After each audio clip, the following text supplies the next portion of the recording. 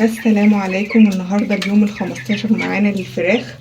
زي ما انتم شايفين معايا ما شاء الله الفراخ بقت تطول العلافات وهي على الارض وبتاكل وهي قاعده على الارض. طب انا كده مش هستفاد من الفرخ ان هو يكبر معايا. طول ما هو بياكل من على الارض الحوصله بتاعته بتتملى وما بتهضمش، تفضل مليانه. لا، طول ما هو واقف وبياكل كده زي ما احنا شايفين، طول ما هو بيسحب اكتر والحوصله بتنزل اكتر، فالفرخ بيبقى معايا نتيجة، وبلاقي فرخ ما شاء الله بياكل وصحته كويسة. وكمان بعوده ان هو يتحرك من مكانه، مش يفضل قاعد ويجيله خمول.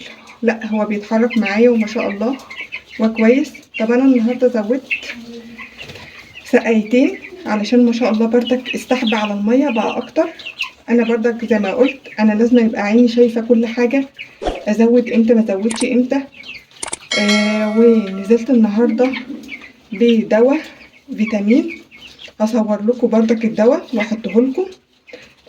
اخدت على السقايه ال4 لتر غطيين من الفيتامين دوت عشان الكالسيوم اللي عندهم وعظمهم يبقى كويس معايا في التحويل. احنا داخلين على مرحله تحويل، فلازم اعطي كالسيوم وفيتامينات علشان رجلهم تقدر تشيل جسمهم ويبقى عندي المناعه بتاعتهم كويسه.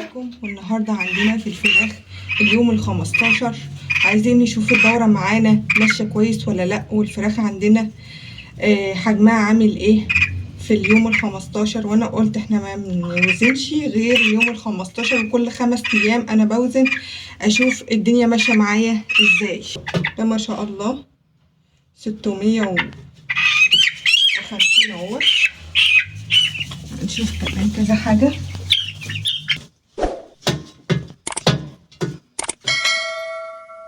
داخل على 600.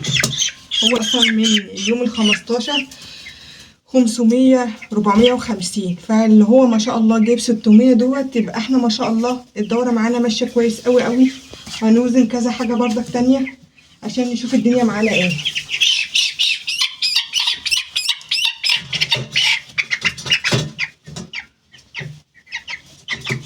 ده 600 اهوت ما شاء الله. احنا كده ماشيين كويس، والسلام عليكم ورحمة الله.